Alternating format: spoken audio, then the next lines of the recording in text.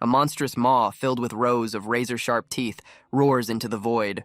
The year is 2045 and Earth has become a battlefield against these alien horrors. In a flash of violence and a spray of red, another soldier falls. The attacks are swift and brutal, leaving no room for escape.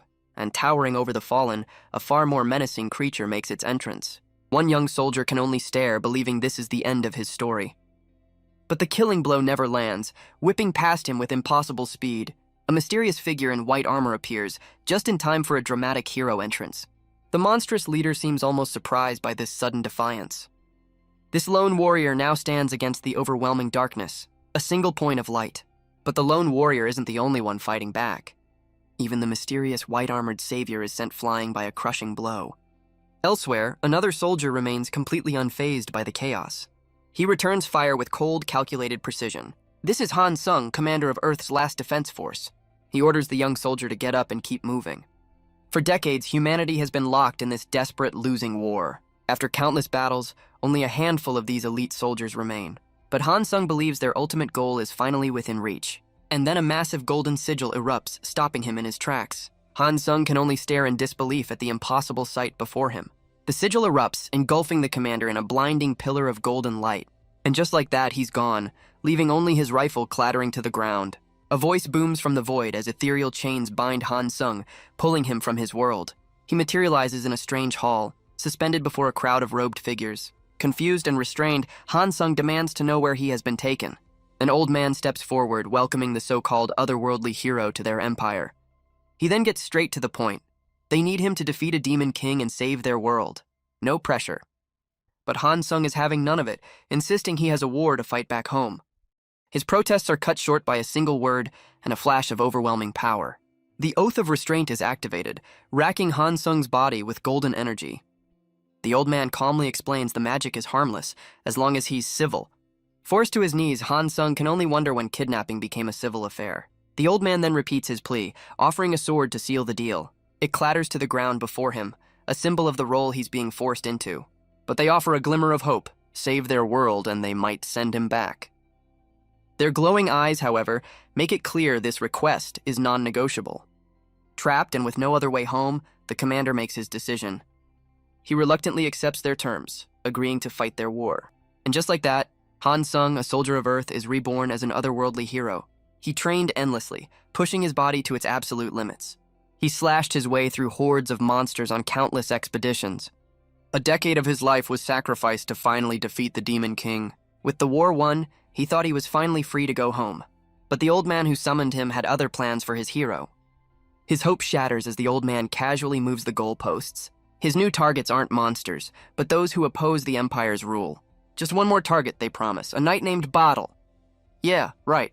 The Oath of Restraint flares to life, a painful answer to his defiance. He realizes he's not a hero, just a dog on a leash for these bastards. And so, Han Sung's endless war continues in the burning Teutonia kingdom. His target, the knight Bottle, can only stare in disbelief at the blade in his gut. Bottle calls him a fool, but Han Sung can only say he had no other choice. He apologizes, but Bottle already knows who he is, the Empire's famed hero. With his dying breath, Bottle tells him not to waste his apology. He warns Han Sung that once his usefulness ends, he'll be thrown away just like him. With the deed done, Han Sung clings to the hope that this was the final task. But that hope is instantly crushed as the golden chains of the oath tighten once more. A new figure appears, congratulating the hero with a blade to his throat. You know, standard procedure. Han Sung recognizes his captor, Count Brandenburg, another one of the Empire's dogs. Brandenburg mockingly praises Han Sung for his years as the Empire's dog. The bitter truth finally dawns on Han Sung. They never planned to send him home. Brandenburg scoffs at the idea, driving a blade deep into Han Sung's chest. With a cold farewell, Brandenburg leaves the hero to bleed out on the ground. He always knew they wouldn't let him go, but the betrayal still cuts deep. A strange energy glows in his chest as he vows to make the entire Empire pay. That night, as the hero's life ends, a new one begins elsewhere. The newborn child is greeted by the loving, tearful face of his new mother. But his attention is drawn to a man in the background whose face seems familiar. And then the memory clicks into place. This is the man who betrayed him. His mind races, connecting the dots to the man who stood by his betrayer. This is Duke Saxon, the most powerful necromancer in the entire Empire. And this place must be Necropolis, the infamous Black Tower of forbidden magic. The glowing energy in his chest was a forbidden artifact, the Stone of Reincarnation. And by a cruel twist of fate, he's been reborn as the son of Duke Saxon himself. Talk about a promotion, from the Empire's dog to its prized puppy. But this new life isn't for pleasure, it's for mastering the dark arts.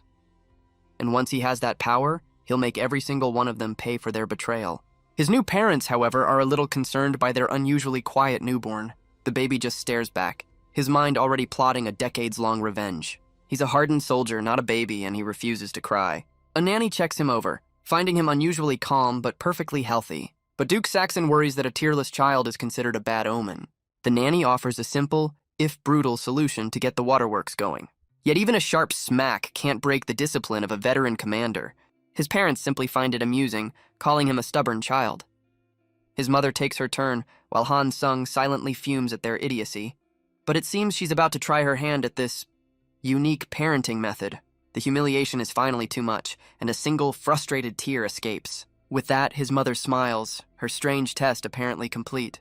He's still reeling from the humiliation of being forced to cry.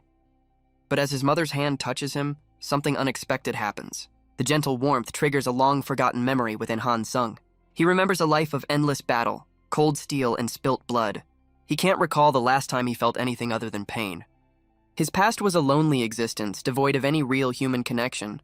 But the love from his new mother is a feeling he hasn't known in decades, and the hardened soldier who hadn't shed a tear since childhood finally breaks, letting out all the sorrow he'd held inside. 8 years pass, and our boy now has a new name, Dale. His parents discuss their son's studious nature, a trait he inherited from his father. But his mother reminds her husband, Alan, of a promise he made regarding their son. The promise, it turns out, was to never teach Dale the forbidden art of necromancy. She seems relieved that he hasn't forgotten his important vow. He assures her not to worry, as he has a special gift planned for Dale's birthday. Their late-night chat is suddenly interrupted by a frantic knock. A panicked maid bursts in, shouting that something has happened to young Master Dale. The parents' expressions immediately shift to ones of pure dread. They rush to find him collapsed in the study, surrounded by a powerful blue aura. An uncontrollable torrent of magical energy erupts from the boy's small frame. His mother rushes to his side, frantic with worry, as Dale assures her he's fine. But his father, Duke Saxon, can clearly sense the powerful mana still lingering in the air. He's stunned that a child of only 8 could already manifest such raw power. The Duke's gaze turns sharp, demanding to know if Dale was the one responsible. Dale panics internally, realizing his mistake could expose his true adult mind. But instead of suspicion, the Duke's intimidating expression breaks into a proud smile. He praises his son's incredible talent, guess prodigy beats bad omen. His only regret is that he's forbidden from teaching Dale necromancy himself. His mother sends him away, while Dale wonders how he'll get his revenge now. As he leaves, Dale overhears his father speaking to his mother, Elena. The Duke reveals he has a special gift in mind for his son. Shortly after, the grand banquet for Dale's 8th birthday begins. Nobles from across the dukedom gather, eagerly awaiting the guest of honor. But upstairs, Dale looks down on the party, already feeling overwhelmed. He's not used to this kind of celebration, especially after his life as a disposable hero. The life of a noble son still feels strange and uncomfortable to him. His mind keeps drifting back to the mana outburst from the night before. Just reminiscing about his past life was enough to trigger his immense power. He's now determined to learn necromancy, but he needs to convince his father. His thoughts are interrupted as his mother arrives to bring him to the party. Elena wishes her son a happy birthday, but she's not alone. Dale is immediately suspicious of the hooded figure standing beside her. His mother introduces the guest as an elder from the Blue Magic Tower. This is Sophia, a master of water magic and one of the tower's most powerful mages. And it turns out this is his father's special gift. Sophia will be his new teacher. Dale is stunned. He's being tutored by one of the most respected mages in the Empire. He realizes this is his mother's way of keeping him from learning dark magic. Sophia then asks for a private word with her new student. Out in the cold, she confirms his suspicions. She can only teach him water magic. But she can already tell he's disappointed, sensing his true desire lies elsewhere. Sophia smirks, having already figured out Dale's true ambition. She explains the reason is common knowledge across the entire empire. To win his mother's hand, Duke Saxon made a sacred vow. He promised he would never pass his forbidden arts to their child. A vow so significant, the entire Black Magic Tower wore white to their wedding. With that promise in place, his path to necromancy is completely blocked. But Sophia offers a sly alternative, asking if he'll follow her lead. Dale is hesitant. questioning why an elf would endorse such an unnatural art. His concern only seems to amuse his new mysterious teacher. She counters with a sharp question: is a priest's resurrection magic any more natural? Her logic is surprisingly sound, and Dale realizes this elf might be a good teacher after all. With that settled, Sophia officially begins their first lesson. Her first task for Dale is to complete his first mana circle. Dale is thrilled, knowing this is the first major step to casting real magic. Following her instructions, he places a hand over his heart and focuses. His mind drifts to the fundamental difference between this world and his old one. This new world is saturated with mana, a raw power only ancient beings can handle. For mortals, a filter is needed to keep from, spontaneously combusting. This filter is the mana heart circle, a pathway engraved around the heart. Sophia watches closely as Dale begins the delicate process of forming his own. Sophia explains that forming a circle usually takes a month, so he shouldn't rush. But Dale casually informs her that he's already finished the task. Sophia can only stare back, her mind completely short-circuiting. She realizes he formed a perfect circle in just a few minutes, a feat that seems impossible. The raw power radiating from him confirms it. This kid is a natural-born prodigy. Intrigued, Sophia decides to push him further, asking him to release the mana. Dale closes his eyes and focuses, ready to attempt the next step. Normally, even this simple act is a major hurdle for any beginner mage. He recalls his past life, where his power was limited to crude magic engravings. But now, with the talent of a master necromancer, his potential is limitless. He focuses, drawing the raw mana from his circle to his fingertips. He forges it into a weapon, a shard of ice meant for the Empire's throat. The result is a perfectly formed, glowing crystal of pure magical energy. Sophia is stunned. He didn't just release mana, he shaped it into a perfect spell. Dale humbly notes that he focused on form over power for this first attempt. He lets it fly, sending the bolt hurtling towards a nearby tree. The weak bolt shatters on impact with a surprising amount of force. And by surprising, I mean it completely obliterates the entire tree. She turns back to the boy, her mind struggling to process what she just saw. The precision, the power. This isn't the work of a child, it's a master's. Sophia's mind races, trying to comprehend the impossible talent before her. She examines the frozen remains of the tree, her shock rendering her almost speechless. She had expected a simple mana release, not a perfectly formed elemental spell. Dale, ever the overachiever, worries that he's somehow messed up. Her shock quickly melts away, replaced by a look of pure fascination. She recognizes the spell's formula as something no mere child could create. It was a 3-part process: rotation, acceleration, and finally congestion. A combination known as the golden ratio, a staple of military-grade magic. And for an 8-year-old to cast such a lethal combat spell is unheard of. She reassures him, now seeing exactly why his father finds the promise so regrettable. Sophia reports back to Duke Saxon, who demands to know why she can't teach his son. The Duke argues that Dale's rapid progress should make him an easy student. But Sophia reveals that he didn't just form a circle, he cast a lethal spell instantly. She explains it was a military-grade formula, far beyond what any child should know. Her conclusion is simple and chilling. Young Lord Dale has a natural talent for killing. The Duke wonders if her tower's pacifist ideals are the reason she's refusing. Sophia calmly clarifies that's not the case at all. In fact, she feels a strong desire to personally guide such a unique talent. Confused, the Duke asks why she would decline if she's so eager to teach him. She reveals the true problem. Dale is already aiming for his father's forbidden magic. Sophia acknowledges the Duke's famous love story and the promise he made for it. But she argues that a vow shouldn't be allowed to stifle such a monumental talent. Outside, Dale presses his ear to the door, trying to listen in on the conversation. He slumps to the ground in frustration, certain he's the topic of their debate. He reflects on his mistake, realizing he showed far too much power for a beginner. From now on, he'll have to be much more careful not to reveal his true abilities. His brooding is interrupted as a voice calls his name from down the hall. The hardened soldier instantly vanishes, replaced by the face of an innocent, happy child. He cheerfully greets a knight in shining armor, a man he calls Uncle Helmet. Dale runs to him with a wide smile, asking the knight where he's been all this time. The knight explains he's been away fulfilling his duty to the ducal family, a duty that apparently involves fighting off hordes of scary monsters. Dale immediately guesses that his uncle has been fighting in the dungeons, and the mention of dungeons brings back some unpleasant memories. Ever since the Demon King's reign, monster overflows have plagued the land. The knights of each domain are tasked with clearing them, a job especially dangerous in Saxon. And Dale knows exactly who's to blame for that, his past self. After he defeated the Demon King, Duke Saxon was ordered to clean up the mess. Or as Dale calls it, the Empire's version of leftover dumping. He tells Helmet to be careful, earning a surprised and touched look from the knight. The knight kneels before Duke Saxon, who has just emerged from his study. The Duke thanks Helmet for his hard work clearing the recent dungeon raid. Their conversation is interrupted by the arrival of Dale's mother, Elena. She calls out to her son, her face beaming with pride. She rushes over to congratulate Dale on forming his first mana circle.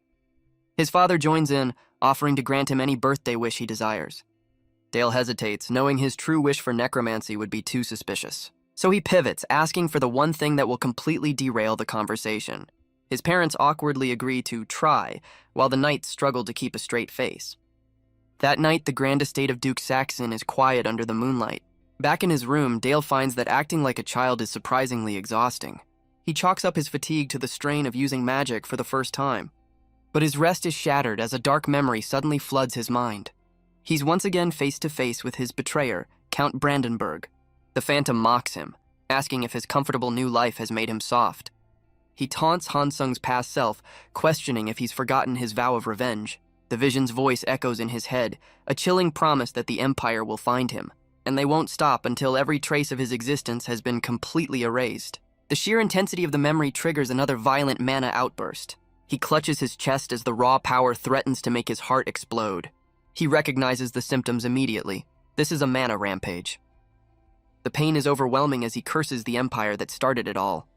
He flees his room, hoping the cold night air will calm the storm inside him. But the rampage only intensifies, threatening to tear him apart from within. Just as he's about to lose control, his new teacher appears because of course she does. Sophia recognizes his talent but also senses a dangerous malice fueling his power. Without hesitation, she places a hand on his chest to help him regain control. She knows that if his hatred consumes his magic, the damage will be irreversible. With a calm focus, she begins to soothe the raging torrent of energy. In an instant, the rampage is gone, leaving Dale holding a stable orb of pure mana. Sophia gets his attention, her expression now serious and focused. She explains that magic is a mirror of the heart, unique to every user. And Dale's talent, she concludes, is a dangerous one for taking lives. But that's exactly why she's giving him a gift, a dark, forbidden tome. Dale is stunned to realize it's a grimoire for necromancy. Sophia smiles, believing it's fate that she will be his guide on this dark path. With a gentle voice, she finally wishes him a happy birthday. Overwhelmed by the gesture, Dale embraces his new teacher without a word. She's taken aback, but pats his head, calling him a needy one. Guess he's a hugger now. A few days later, their first official lesson begins in the snowy northern plains. Sophia presents Dale with his first official target, a simple snow rabbit. She instructs him to recall the feeling of hunting with his father. The poor, unsuspecting bunny has no idea it's about to be a magical test subject. Dale focuses, channeling his mana into a familiar lethal form. He unleashes a massive shard of energy, aimed with deadly precision. The resulting blast completely vaporizes the target in a flash of blue light. Sophia explains that even when casting the same spell, its form is unique to the mage. Standing over the bloody remains, she elaborates on her point.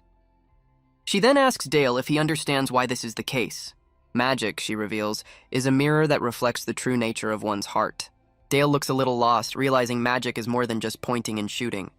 Sophia explains that spell names are just concepts to help shape a mental image. The red magic tower, for instance, bases its destructive magic on strength and order, while the blue magic tower, her home, values harmony and balance in its spells. Each tower's core philosophy becomes the very foundation of their unique magic. She smiles, seeing that he's trying to keep up with the advanced lecture, but she decides that's enough theory for an 8-year-old.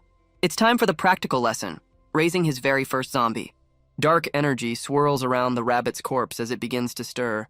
So much for Peter Cottontail. Necromancy, she explains, is the art of controlling the dead with mana strings. She explains the key control points are the head, spine, and knees. By tying mana threads to these points, a necromancer can puppet the dead. The rabbit rises, its eyes glowing with dark energy, and Sophia praises Dale's success. Eager to continue, Dale asks to move on to the next lesson immediately. Sophia's next task is a defensive spell, Frozen Armor. Dale focuses, his eyes flaring with the same raw power he showed before. A torrent of ice magic erupts, forming a protective shell around his undead minion. The result is a perfectly formed suit of ice armor, earning more praise from his teacher. But Sophia isn't done. She decides it's time to test the armor's durability. For science. Dale can only watch as his teacher prepares to blast his new creation to smithereens. Sophia unleashes a powerful bolt of her own, putting his creation to the ultimate test. The ice armor cracks under the immense pressure but miraculously holds its form. Dale celebrates his success, thrilled that he managed to block his master's attack. Sophia offers her praise, impressed by the strength of his defensive spell. But she can tell he's not satisfied, sensing he has another request in mind. With a confident smile, Dale decides to push his luck a little further. He asks her to teach him the fundamentals of water magic alongside necromancy. Her answer is a swift and brutal no, shattering his triumphant mood instantly. She explains that what he's done so far is just the most basic application of the element. True mastery of water magic, she continues, requires a much deeper level of understanding. She explains that for most beginners, mastering even one type of magic is a challenge. To handle two simultaneously makes one a rare and powerful dual mage.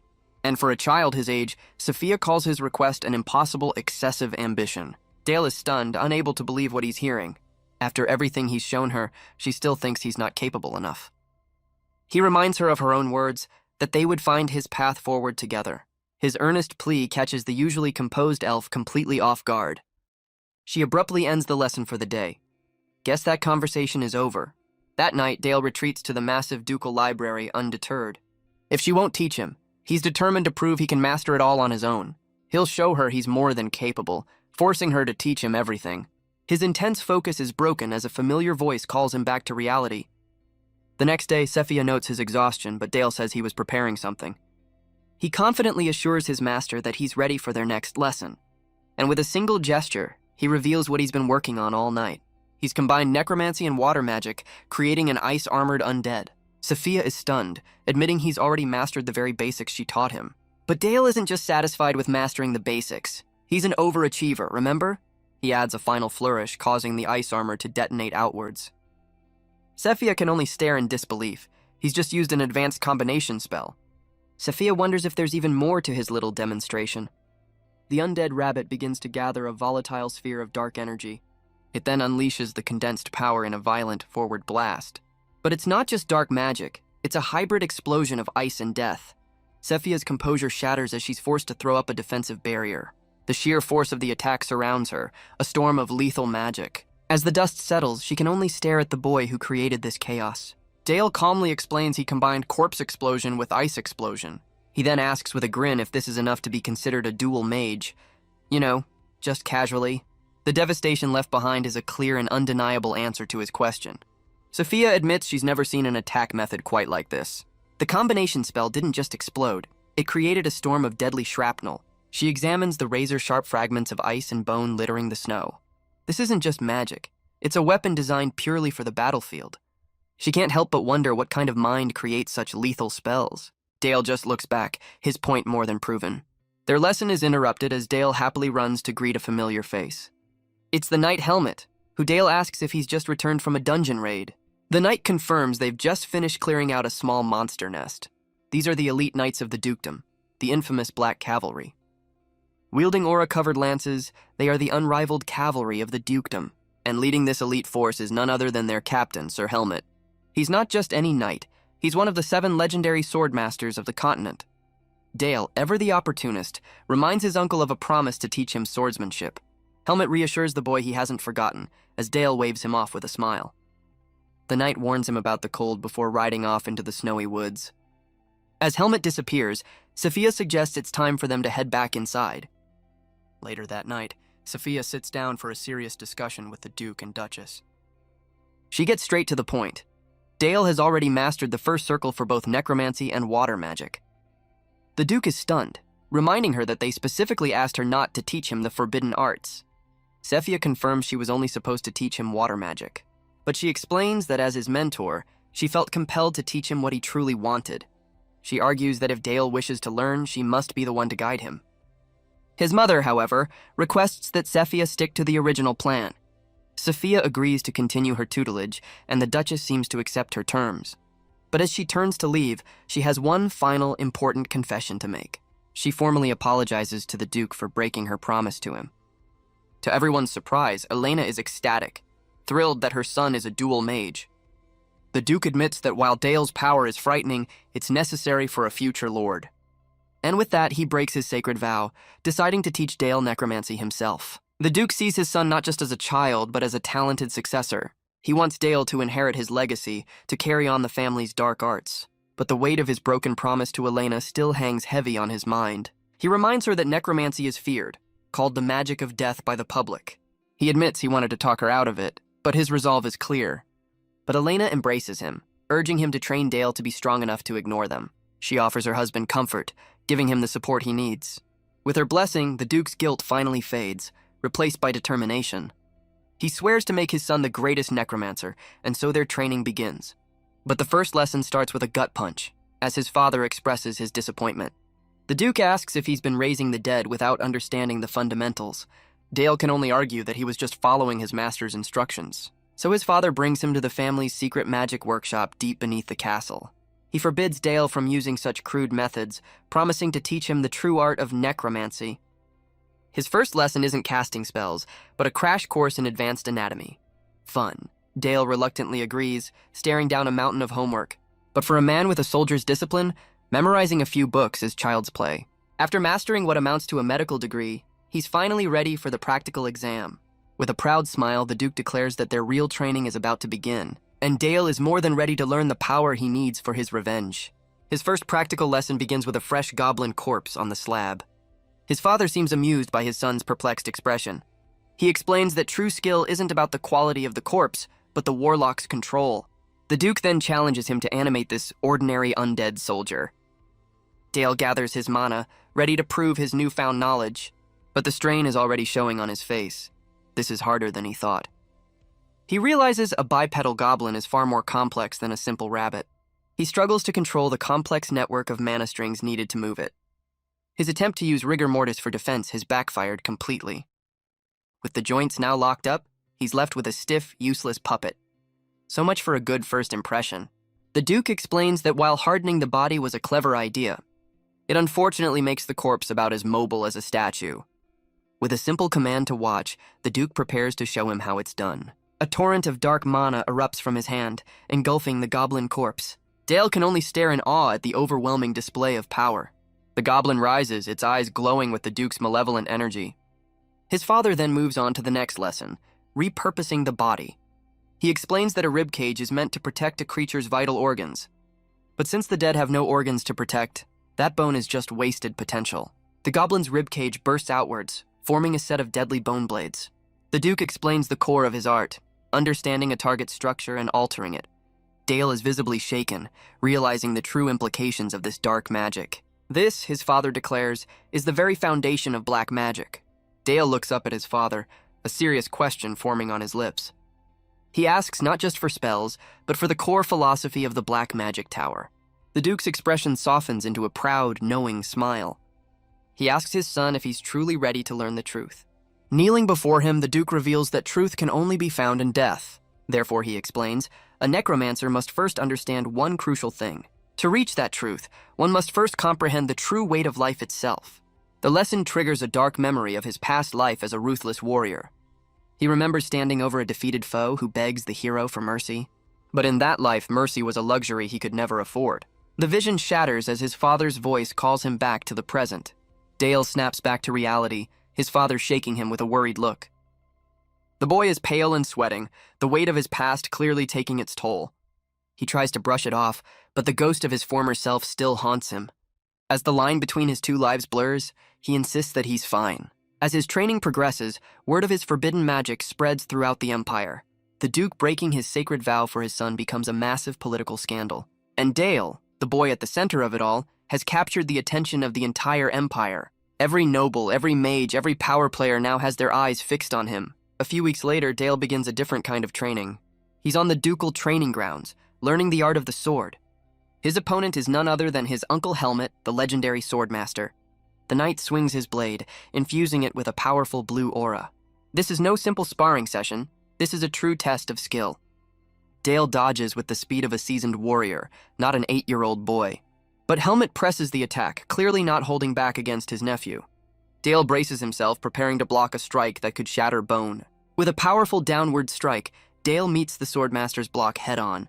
Watching from the sidelines, even his father is stunned by the boy's ferocity. The force of the blow sends Helmet's training sword flying from his grasp. Helmet laughs it off, but Dale knows a master wouldn't be disarmed so easily. He calls him out, accusing the knight of letting go of the sword on purpose. But Helmet insists the boy's combat techniques were dangerously real.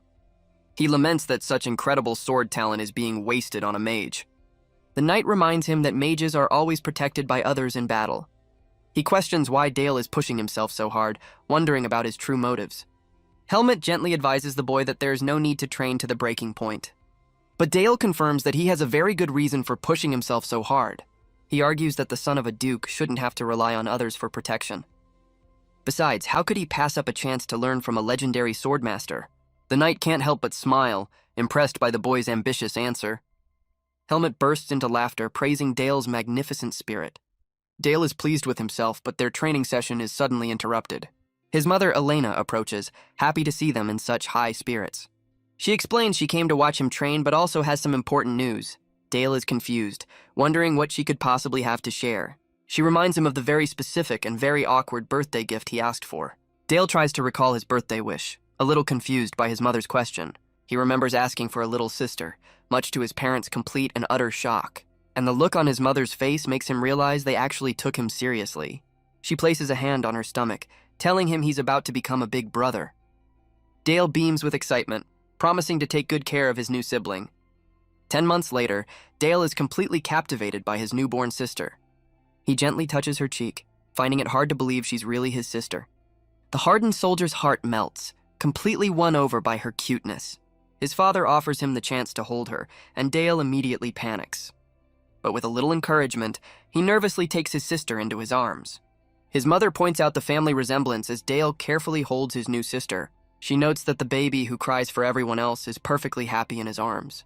And for the first time, Dale feels a genuine, protective love for his new family. His father's voice snaps him out of his daze, asking him how it feels. Dale admits that while she's light as a feather, the responsibility feels incredibly heavy. The Duke smiles, understanding exactly what his son is trying to say. He explains that this is the true weight of life, a lesson he must never forget. But the touching family moment is cut short as his mother reminds him of his lessons. Out in the snowy field, Sophia announces that today's lesson is real combat. Dale hesitates, but she encourages him to attack with his full, unrestrained strength. Dale accepts his master's challenge, a complex magic circle glowing before him. Sophia smiles, eager to see just how much her prodigy has grown. He unleashes a barrage of massive ice lances, a clear display of his power. But Sophia effortlessly catches his first strike, calling it far too slow. She shatters the projectile with a single hand, completely unimpressed. She then scolds him for daring to go easy on his own master. Dale is caught off guard, realizing he's been completely read. Sophia tells him to brace himself, preparing a counterattack of her own. He scrambles to form a defensive barrier, the strain already showing on his face. But her attack shatters his defense, sending him crashing to the ground. Guess the kid gloves are off. He catches his breath, realizing that last attack was no joke. Sophia is impressed by his quick thinking, forming an ice armor at the last second. But Dale isn't just defending, he's ready for another round. She challenges him to try again, and Dale has a new strategy in mind. He slams his hands to the ground, summoning a massive wall of solid ice. Even Sophia is taken aback by the sheer scale of his defensive spell. She's stunned he could cast such a complex spell in the heat of battle. She analyzes the wall, realizing he's reinforced it to be incredibly dense. But she questions his strategy, wondering why he'd switched to defense. She assumes he's just buying time, but the ice is already creeping up on her. Sophia's confusion turns to alarm as she realizes what he's planning. He's not defending. He's created a massive fragmentation bomb out of ice. With a single word, Dale gives the command to detonate his creation. The entire wall erupts in a blinding flash of magical energy. Sophia realizes he's turned the reinforced ice into a massive grenade. The explosion rips through the snowy field, sending shards everywhere. Dale stands confidently, knowing his complex spell was a success. He didn't just make a wall, he compressed it into a volatile weapon. He calls out, certain that even his master couldn't have dodged that blast. But as the smoke clears, his confidence vanishes as he finds she's gone. He calls out for his master, but she appears behind him as a ghostly illusion. She casually asks if he was looking for her, completely unfazed by the blast. Dale realizes with a start that the figure caught in the explosion was just a decoy. She praises his impressive technique, a small wisp of magic still on her finger. But she's shocked that a First Circle mage managed to land a hit on an elder. Dale immediately apologizes, insisting he never intended to actually harm her. But Sophia tells him she's actually grateful for the wound he gave her. She explains it proves he trusted her enough to finally go all out, and as his master, that trust makes her prouder than words can say. She asks how he even came up with such a spell, and he credits her teachings. Sophia smiles, genuinely proud of the prodigy she's helped to shape. But later, she's called to the Duke's study, her expression now grim. The Duke questions the cut on her cheek, which she credits to Dale's sharp spell. He thanks her for her dedication, feeling he owes her a great debt. But Sophia insists it's a pleasure, before the Duke makes another request. She happily agrees, completely unaware of what he's about to propose. He explains a small band of orcs has crossed into their lands, and he wants to send Dale to deal with them. You know, as a fun field trip. Sophia is horrified, insisting that the young master isn't ready for a real battle, but the Duke assures her that Dale won't be fighting on the front lines. He argues that defending their territory is the sacred duty of House Saxon, and as the heir, Dale must learn to bear that responsibility, no exceptions. Sophia reluctantly asks what the Duke expects her to do in this situation. The Duke reveals his plan. He's entrusting Dale with one of his personal artifacts. He asks Sophia to guide his son on this dangerous new path. Her job is to help Dale learn to control its immense power. An artifact, the narration explains, is an object imbued with a powerful will, and they run on a simple payment plan, your mana or your life. No refunds. The stronger the item, the more likely it is to turn its wielder into a magical stain. But the Duke is confident, leading them to the family vault to pick out a new toy. The Duke informs Dale that as the heir, he too must prepare for the upcoming battle. While his inner soldier is shocked, Dale plays the part of an eager child, thrilled by the news. He's told he'll be joining the subjugation force to exterminate an orc horde. But before he can march off to war, his father has one more lesson in mind. He must first learn to control the true power of darkness their family commands. Dale is left speechless by the sight of the family's private armory. These are no mere trinkets, but artifacts recovered from the Demon King's domain. He can feel the intense, overwhelming mana radiating from every single item. His father warns him that these relics are extremely dangerous and not to be touched, a warning that our boy, of course, immediately proceeds to ignore. The Duke turns his back for a second, only to find his son has vanished. Dale wanders through the vault, searching for the perfect tool for his revenge. A voice calls out, sensing the deep-seated hatred burning within the boy's heart. Soon, every artifact in the room is whispering promises of power and vengeance. He realizes their dark energy is resonating with the resentment from his past life. But these trinkets aren't enough. He needs something far more powerful for his plans. His attention is then drawn to a mysterious cloak that seems to have appeared out of nowhere. He recognizes it instantly, a legendary shadow cloak, an artifact of immense power. He remembers it from his past life, wielded by one of the Demon King's most powerful dukes. Without a second thought, he eagerly tries on his powerful new find. You know, for science. His father's frantic shout confirms Dale has once again ignored the do not touch signs. But it's too late. The cloak's dark energy lashes out, eager to claim its new host. He's pulled into a mental void, where the artifact's consciousness whispers its insatiable hunger. This is no mere enchanted item, it's a living shadow, and the trial to tame it has begun. Its previous master could command storms of darkness, a power Dale now seeks to control. But to wield such power, the host must first dominate the creature within and force its submission. The shadow, however, has no intention of yielding to an 8-year-old boy. But Dale's will, forged in a lifetime of war, is not so easily broken. Back in the real world, his father and teacher can only watch as he's consumed by the artifact's power. The Duke fears the worst, knowing that if Dale fails, his mind will be devoured by the shadow. The Duke realizes they have no choice but to pull Dale out by force. But a powerful wave of dark energy erupts, pushing them both back. The shadows suddenly dissipate, revealing Dale standing completely unharmed. He turns with a cheerful smile, answering his father as if nothing happened. Sophia rushes to his side, but Dale calmly reassures her that he's perfectly fine. He even jokes that the soul-crushing trial only stung a little, leaving them stunned. His father wonders how a mere child could endure such a powerful artifact's trial. Dale then gets his father's attention, a curious question on his mind. He asks with a bright smile if he can try on all the other cursed relics too. The Duke and Sophia can only stare back, their minds completely short-circuiting. The Duke reluctantly agrees, and Dale spends the next day and night playing dress-up with cursed relics. A few days later, Helmut is stunned to see Dale wearing the legendary shadow cloak. Dale cheerfully confirms the knight's suspicions, completely unfazed by his new accessory. Helmut warns him of the artifact's danger, but Dale says it just feels a little tingly. The knight finds this fascinating, wondering if the powerful artifact was just lonely. Dale jokes that the living shadow just wanted a friend, and it's been following him ever since. Helmut finds the boy's kind-hearted assessment of a soul-eating relic absolutely hilarious. Dale thanks him for the compliment, the tamed shadow now trailing him like a loyal pet. With his new gear equipped, Dale has a special request for the Swordmaster. He asks for a real sparring match to prepare for the upcoming battle. Helmet laughs, accepting the challenge with a promise not to disappoint. But Dale realizes he might have bitten off more than he can chew against a Swordmaster. Helmet offers to fight with only basic swordsmanship without using his powerful aura. Dale takes this as a slight, realizing the knight plans to go easy on him. But he has no intention of holding back, a knight's creed demanding a sincere fight. He reveals his true goal. This isn't a duel, but a test for his new shadow cloak. He needs to see what kind of weapons he can forge from its dark power. He unleashes his first attack, a furious storm of shadow blades. Helmet raises his sword, ready to meet the dark assault head-on. With a single powerful swing, he effortlessly shatters Dale's attack. Well, that was anticlimactic. Dale is stunned, realizing the knight shattered his magic with pure strength alone. But Helmet is absolutely thrilled, praising his nephew's excellent attack. With a grin, he announces the warm-up is over and charges in for real. Dale watches with grim focus as the blur of the Swordmaster's blade closes in. As Helmet leaps into the air, Dale counters by summoning a field of deadly shadow spikes. The knight, however, lands gracefully between them, completely unfazed by the trap. He's even a little impressed by the boy's attempt at a surprise attack. But Dale isn't finished, gathering his dark power for another assault. Helmet brings his sword down with crushing force, met by a shield of pure shadow. Dale grits his teeth, struggling to block the overwhelming power of a true swordmaster. The ground cracks under the sheer force of Helmet's strike. The swordmaster is stunned, realizing his attack should have shattered any normal weapon.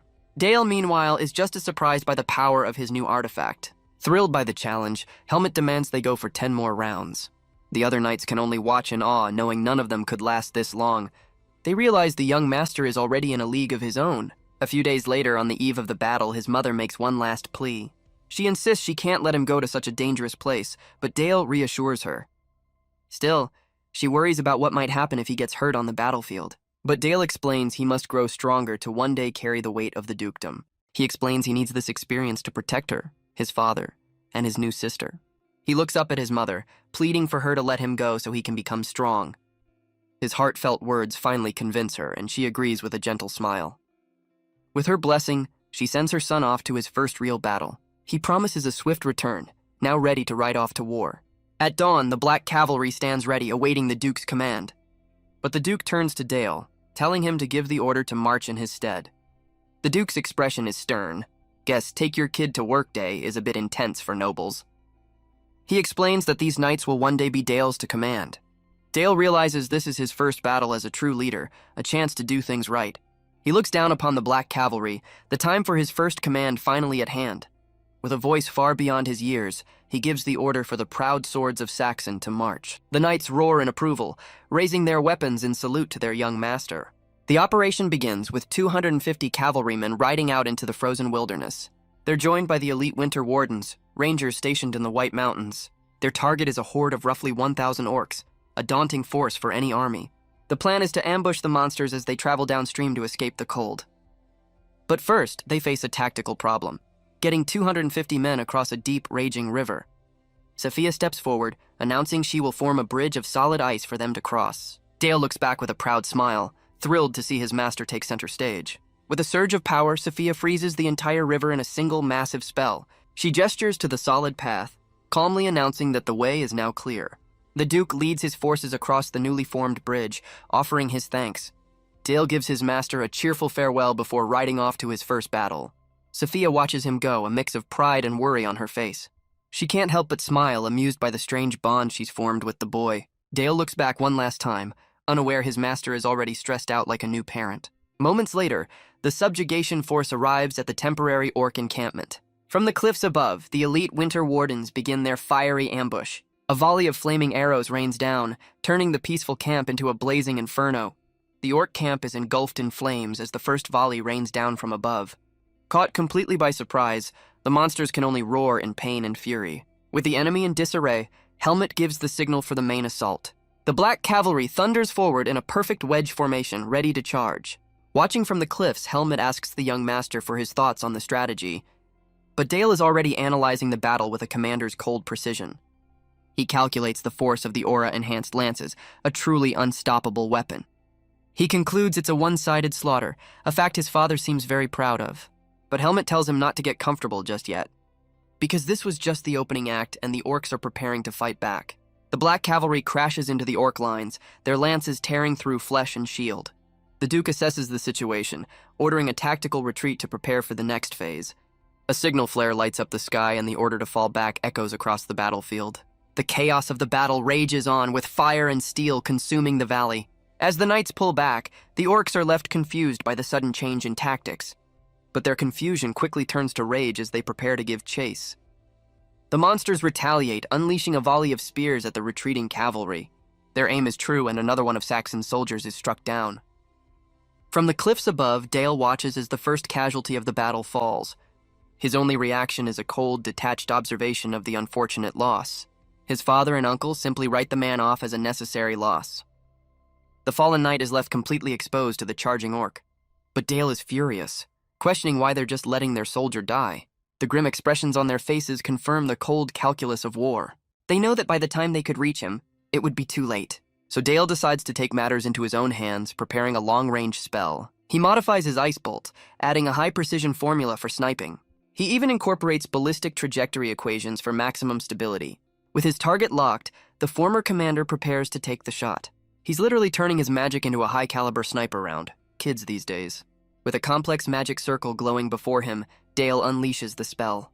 Down below, the orc raises its club for the final brutal blow. A bolt of pure magic energy rips across the battlefield in an instant. Even his father is stunned by the shot's incredible range and pinpoint accuracy. But Dale isn't done. He spurs his horse, charging down towards the battle. The Duke stops Helmet from intervening, telling him to let the boy go. He's impressed that his son has already created his own lethal magic formula. He realizes Dale's magical foundation is already nearing completion. Guess the kid's a fast learner. Dale's eyes are fixed on the battlefield, a commander returning to his element. But the orcs are already regrouping, led by a far more menacing warrior. But as he arrives, Dale identifies two immediate problems on the battlefield. First, the knight he just saved is completely frozen in a state of shock. And second, his own complex spell formula is far too slow for active combat. He needs a new name, a new formula, something quick and lethal. He considers a few options before deciding that simple is always better. With a confident grin, he settles on a new name for his signature spell, Ice Bullet. Down below, the knight can only scream as another orc charges in for the kill. But Dale's new spell rips through the air, striking the monster down in an instant. The knight stares in disbelief, wondering why the young master would risk his life for him. Dale lands gracefully, his first official steps onto the battlefield now taken. Dale calmly tells the stunned knight not to worry. He declares that House Saxon never abandons its loyal soldiers. The knight can only stare in awe as more orcs charge forward. The monsters roar, eager to crush the small boy in their path. But Dale is already preparing his next move, channeling his dark artifact. He unleashes a storm of shadow blades to protect the fallen knight. The dark tendrils effortlessly slice through the charging monsters. With a chilling smile, he gives his living cloak a simple command: consume them. The orc's eyes glow as the shadow magic takes hold from within. Dark energy erupts, completely devouring the monster in an instant. Guess that's one way to clean up the battlefield. The shadow tendrils lash out, slicing through another orc with brutal efficiency. But a much larger, more powerful monster steps forward to challenge him. Dale looks down, unimpressed, as his magic strips another victim to the bone. He even has the audacity to taunt the monster for still standing in his way. His smile fades as he unleashes another precision ice bullet to end the fight. With the threat neutralized, he tells the stunned knight that the coast is clear. The knight admits he's too frozen to move, and Dale's smile becomes a little strained. So Dale just picks him up, because of course an 8-year-old can carry a grown man in full armor. He delivers the knight to Helmet, reporting that his part of the mission is done. With the soldiers safe, Helmet gives the order for the black cavalry to finally charge. Inspired by their young master's bravery, the knights charge with renewed vigor. Soon after, back at the base camp, the Duke confirms the battle was a success. But this isn't a celebration, it's an interrogation. He demands to know why his son would do something so incredibly reckless. Dale is genuinely confused. He saved a man's life. Why is he getting scolded? His father presses the issue, and Dale prepares to defend his actions. He reminds his father that these are the men he is destined to lead one day, and as their future leader, he was simply fulfilling his duty to protect them. The Duke, however, is completely unimpressed, calling his reasoning weak. So Dale flips the script, asking why his father was willing to sacrifice his own men. The Duke explains that in their territory, knights fight knowing they won't be saved. But Dale argues that he still hoped his father would try to save a loyal man. The Duke counters, saying Dale's actions have given his men a false hope. He argues that this hope will only make them weaker on the battlefield. He asks how many soldiers can survive when they're waiting for a rescue. His duty, he explains, is to intervene only when his men have reached their absolute limit. And Dale realizes his father is right, a truth he knew but had somehow forgotten. The cold logic of a commander finally cuts through his youthful idealism. But the Duke praises his son's will, telling him never to lose that spirit. With a small salute, Dale accepts the harsh but necessary lesson. With the lesson learned, the Duke tells his son it's time to return to the castle. And just like that, the tale of the boy who saved a single knight becomes the Empire's favorite gossip. The story spreads like wildfire, quickly morphing into a legend of him slaying 1,000 orcs. Dale, however, is mortified by his newfound and highly exaggerated fame. A few days later, the effects of his actions are already being felt back at the training grounds. He arrives to find the knights greeting him with a level of devotion he was not prepared for. He tries to brush off their formality, but his words fall on deaf ears. The knight he saved urges him to stand proud, seeing him as a true leader. He then rallies the troops, declaring they must all become stronger for their young master's sake. The knights roar in approval, their loyalty to Dale now absolute. Dale watches the knight's newfound passion with a satisfied, if slightly overwhelmed, smile. His thoughts are interrupted as a maid announces the arrival of guests from House Orheart. The leader of the group thanks the maid, before turning his attention to Dale. Dale realizes he's about to meet someone very important. We're then introduced to the fallen House Orheart and its patriarch, Bardell. Yes, that Bardell, the very knight Han Sung was forced to kill in his past life. His house fell along with the Teutonia kingdom during the Empire's brutal war. The name clearly affects Helmut, who seems to be remembering his former mentor. Dale senses the tension, realizing this meeting is about to get very awkward. They enter the throne room, where his parents are already waiting for their guests. Dale instructs Helmut to treat their guests with the utmost respect. A woman and a young girl arrive, and Dale notes they came without an entourage. The woman introduces herself as Vanessa Orheart, formally greeting the Duke. But the young girl at her side seems far less impressed by the formal greeting. Vanessa introduces her daughter Charlotte, whose defiant glare speaks volumes. Dale is immediately confused, trying to understand the girl's sudden outburst. Charlotte demands to know why her mother would bow to the people of House Saxon, but the Duke calmly interrupts, acknowledging the long and difficult journey they've had. He then asks Dale to escort the young lady, giving the adults some time to talk. Standard procedure for diffusing a child's political tantrum. Dale plays the part of the perfect host, offering his hand to the fiery young guest. But his polite gesture is met with a sharp refusal from the young girl. She slaps his hand away, shouting for him not to touch her. Dale can only watch, a little confused by this less than warm welcome. His parents are equally stunned by the sudden and hostile outburst. Charlotte glares back, calling them all shameless Imperial nobles.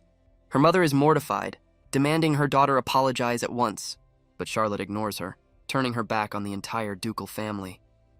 Without another word, she flees the throne room, leaving them all in stunned silence. Vanessa can only apologize, explaining her daughter's recent emotional turmoil. Elena's expression softens with concern, asking what could have happened. Vanessa explains a new overseer was assigned to their land, Count Brandenburg. He's known as the Empire's Holy Knight, but also carries the title Pig King. His goal is to produce a talented heir by preying on any skilled swordswoman, and he set his sights on her young daughter Charlotte once she comes of age. The girl barely escaped his grasp, but the traumatic memory still haunts her. Vanessa pleads with the Duke and Duchess, desperate to protect her child. As a fallen noble, she has no power, so she begs them to take Charlotte in as a maid. This would place her under House Saxon's protection, safe from Brandenburg's reach. Later, Dale finds the young girl storming through the training grounds. He asks if she even knows where she's going, but she just glares back defiantly. Dale asks if her hand is all right, brushing off the slap with a polite smile. He notices she's been crying, a reminder that she's just a kid lashing out in pain. But her response is to draw her sword, challenging him to a duel on the spot. With a fierce glare, she demands that Dale of House Saxon draw his weapon. Dale is completely caught off guard, stunned by her sudden aggressive demand. She repeats her challenge in the training yard, her blade pointed right at him. He asks for a reason, but she says she's already heard plenty of rumors about him. Rumors that have painted him as a one-man army who slaughters thousands. Dale can only sweat drop, realizing his reputation has gotten a little out of hand. She declares she'll defeat the Empire's so-called hero to prove she is the strongest. She declares this is to prove she can protect her house from that man. And that man is none other than Count Brandenburg, the Holy Swordsman. The name sends a jolt through Dale. It's the man who stabbed him in the back. He realizes they share a target, but first, she needs a serious reality check. He turns his back on her, walking towards a rack of training swords. With a smirk, he tells her she's just a child who knows nothing of the world. He then invites her to come at him with everything she's got. Her eyes flare with rage, promising to do just that as her blade glows with power. She unleashes a furious flurry of aura-infused strikes aiming to overwhelm him. But Dale meets her attack head-on, effortlessly blocking the powerful blow. The sheer force of the impact sends Charlotte flying backwards through the air, but her fury only intensifies, her eyes glowing as she presses the attack. Dale, however, seems almost bored, parrying her strikes with casual ease. He notes her technique is impressive, using aura to wield a blade too heavy for her, while a mage generates mana from their heart circle to cast spells. A knight accumulates aura to push their body beyond its physical limits. But even with her power, Dale's defense easily breaks her guard. Still, he can't deny her spirit. She is a true knight to the very core. She comes at him again, refusing to back down no matter the odds. Their blades meet once more in a powerful clash of steel and will. With a manic grin, she believes her aura-infused blade gives her the upper hand. She recalls her mother's stories of the father she never knew. Tales of a legendary hero, the divine sword, filled her childhood nights, and she was taught it was her duty to protect their house in his stead. She reaches for that legacy, trying to channel her father's strength. With a defiant roar, she declares herself the daughter of the divine sword. But her pride isn't enough, and she falls defeated, asking why she lost. Dale gives her a harsh dose of reality. She's not her legendary father. He clarifies that her pride isn't wrong, but it's not the same as true power. And as she is now, she stands no chance against the man she wants to defeat. Defeated, Charlotte asks what she's supposed to do now.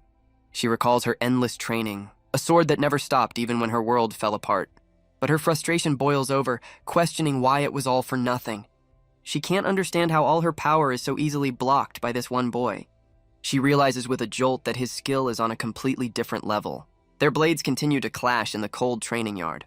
But every powerful strike she makes is met with an unbreakable defense. Dale remains completely unfazed, his movements precise and effortless. With her spirit broken, she asks again what she must do, and Dale finally answers. He swears on his family's name to become the protector of House Orheart. Well, that's one way to make a friend. Charlotte is left speechless, her tears the only answer she can give. He vows that he and House Saxon will be her shield until that day comes. She can only ask why, and Dale's answer is simple. Her sword is worth it. In return, all he asks is for her to swear her blade to him and House Saxon. Her tears finally dry as she accepts the offer she could never refuse. And so, Charlotte Orheart kneels, pledging her honor as a knight to him. It may have looked like a simple promise between two children, but the resolve behind it was as strong and binding as a sacred vow. Later, in his father's study, we learned Charlotte accepted her new role as a maid. The Duke is stunned by her compliance, demanding to know what his son did. Dale explains to his father that he simply made a vow to protect House Orheart. The Duke's eyes narrow, questioning if his son invoked their family name out of pity. But Dale stands firm, denying any such weakness in his decision. He reveals his true goal, to obtain the exceptional talent of the Divine Sword's only heir. He explains that he and Charlotte have sworn a new oath together. His ambition is to forge a new divine sword that will fight for the glory of their duchy. The Duke's stern expression finally breaks into a proud, satisfied smile. With one move, Dale has secured a powerful ally and dealt a blow to his future enemy, Brandenburg. Meanwhile, in the old capital of Teutonia, someone is not taking the news well at all. A shattered wine glass is a clear sign of the fury brewing within the castle walls. Count Brandenburg is furious, demanding to know why Duke Saxon dared to move first. He berates his men for their complete failure to capture Charlotte Orheart. His subordinate explains their assassins were killed, likely by Charlotte herself. The news only deepens his frustration with the entire situation. He dismisses his men as useless, his attention drawn to a legendary blade. He places a hand on the scabbard, lost in a memory of a past victory. A flashback reveals his brutal past, standing over a defeated foe. He lifts the holy sword Durandal, a trophy from his conquest of Teutonia. He creepily calls Charlotte his fiancée because every good villain needs a forced marriage plot. He then orders his men to infiltrate the Duke's territory, escalating the conflict. He orders his men to bring him Charlotte no matter the cost. A week later, Charlotte is adjusting to her new life of intense maid training. A life that apparently includes daily sparring sessions with Dale, refereed by Helmut. Dale accepts the challenge with a confident, almost playful smile. While Charlotte stands ready, her expression one of fierce determination. With a grin, Helmet gives the two young prodigies the signal to start. Their blades meet in a flash of steel, the duel beginning in an instant. Dale moves with the fluid grace of a seasoned warrior, not an 8-year-old boy. But Charlotte meets his skill with a furious assault of her own. Still, Dale's speed is on another level, a blur of precise, untouchable movements. Her eyes burn with focus as she puts every ounce of her will into her blade. The two young prodigies are locked in a fierce duel under Helmet's watchful gaze. The Swordmaster can't help but wonder if he's watching children or seasoned killers. He notes that while they lack a knight's polish, their speed and intent are terrifying. Dale, however, remains completely focused, his movements sharp and precise. He suddenly closes the distance, his speed catching Charlotte completely off guard. She can only watch in shock, realizing she's been completely outmaneuvered. But Helmet intervenes, stopping Dale's final blow and declaring the match over. Frustrated, Charlotte dismisses his praise, demanding to know what she's lacking. Helmet begins his lesson, asking if she truly understands the essence of her own weapon. Helmet explains the true essence of her weapon lies not in her arm, but in her footwork. He points out that while Dale evaded her attack, he simultaneously closed the distance. The knight explains that overextending her arm only makes her blade shake and lose precision. His final verdict is harsh. She needs to rebuild her fundamentals from the ground up. He's noticed her unrefined posture, and she admits she's never had a proper teacher. Helmet laughs, declaring he'll fix her bizarre thrusting stance, much to her fury. As Helmet teases her, Dale realizes he'll need to work even harder to stay ahead of her. We're reminded that forming a mana circle is a delicate process that can take decades. So of course, Dale casually informs Sophia that he's already completed his second one. A mage's power is measured in RPMs, with the first circle mage averaging around 300. Dale's first circle is already at 2,000 RPM, far beyond the norm for his level. With his second circle now active, he decides it's time for a little experiment. He plans to upgrade his ice bullet, reinforcing it on a molecular level. He even adds a magical barrel to increase the spell's velocity and rotation. With his target locked, he prepares to unleash his new armor-piercing variant. He fires the spell, a concentrated beam of pure destructive ice energy. The resulting blast doesn't just hit the tree, it completely obliterates it. Sophia can only stare through the new hole, wondering how he made it look so easy. She praises him for his rapid learning, a statement she's had to make a lot lately. Dale humbly thanks his master, who smiles, clearly proud of her prodigy. Sophia reflects on his actions, realizing he always uses his strength for the right reasons. She admits that while his immense power can be frightening, it inspires an even greater trust, and she embraces her proud student. Dale, however, is completely flustered by the sudden display of affection. The hardened soldier's mind short-circuits, clearly not programmed for hugs. Later that morning, he's still trying to process the unexpected moment. He wonders if she only sees him as a child, but quickly shakes off the thought. With his focus regained, he turns his attention back to his training. With a single command, he summons a massive, jagged wall of solid ice. But he's not just building a wall, he's infusing it with even more power. He's now upgrading his ice bullet into a magical 12-gauge buckshot. He embeds smaller, perfectly formed projectiles within the larger structure. The entire wall then shatters, becoming a volley of deadly ice shards. With a single gesture, he unleashes his new wide-area attack. He's already planning his next upgrade, a high-impact slug round. This kid's a one-man armory. But his weapons development is interrupted as a voice calls his name. He turns to find Charlotte, who's apparently found his secret training spot. She explains she's been practicing the footwork Sir Helmet taught her. Dale notes her passion for swordsmanship, catching her a little off guard. But his expression turns serious, ready to talk about what happened before. Charlotte finally offers a flustered apology for her rude behavior. Dale bluntly agrees that she was in fact very rude, leaving her speechless. But he quickly follows up with a bright smile, offering his forgiveness. He tells her to drop the formalities, an offer she eagerly accepts. As they walk through the snowy woods, Charlotte admits she likes the weather here. She explains the cold air is perfect for cooling down after a long night of training. She smiles, happy to find someone who seems to understand her passion. The two share a quiet moment, a silent understanding passing between them. She reflects on how quickly time seems to be passing for them both. Meanwhile, his parents watch from afar, already planning their son's future wedding. The Duke agrees they'll have to keep a close eye on the two young prodigies. His mother, however, sees this as her duty to guide her son's heart. You know, standard noble matchmaking. Not long after, Dale joins his mother as she provides aid on the outskirts of the dukedom. Every week, she visits the slums to distribute food and help the less fortunate find work. Dale and Charlotte have now joined her cause, but their charity work is suddenly interrupted. A desperate young boy grabs Charlotte's arm, begging for her to help him. He claims his mother is in terrible danger, and Charlotte's expression softens with concern. The boy's tearful plea is more than enough to convince the kind-hearted knight, but as they follow him down a narrow alley, Dale's instincts scream that this is a trap. They've been separated from their guards, and he knows this was a carefully planned ambush. Dale's eyes dart to the rooftops, spotting a figure watching them from above. He recognizes the man as a guild assassin, sent by the holy swordsman himself. The young boy tells them to wait, but his part in this little play is already over. Before they can react, the alley is suddenly blocked by a new arrival. A group of armed thugs emerges from the shadows, their intentions perfectly clear.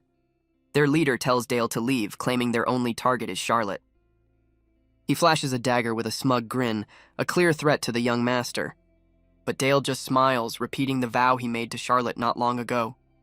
He swears to protect her from these thugs, standing his ground without fear. The leader finds his noble chivalry amusing, clearly underestimating the boy. The thug leader scoffs, telling Dale he should have picked a better time to play hero. He promises to teach the boy a harsh lesson about the real world. Charlotte panics, realizing she's unarmed, but Dale calmly tells her not to worry. The assassins leap from the rooftops, seeing this as the perfect chance to strike. They close in from all sides, completely surrounding the two children. But Dale just smirks as his shadow cloak unleashes a storm of dark tendrils. From the rooftops, the lead assassin screams for his men to dodge. Dale is a little impressed the guy caught on so quickly. High-rank thief indeed. The shadows lash out, effortlessly deflecting the thugs' desperate attacks. But it's far too late, and the men can only scream as the darkness consumes them. Dale reveals a new trick, implanting parasitic shadows to create instant undead.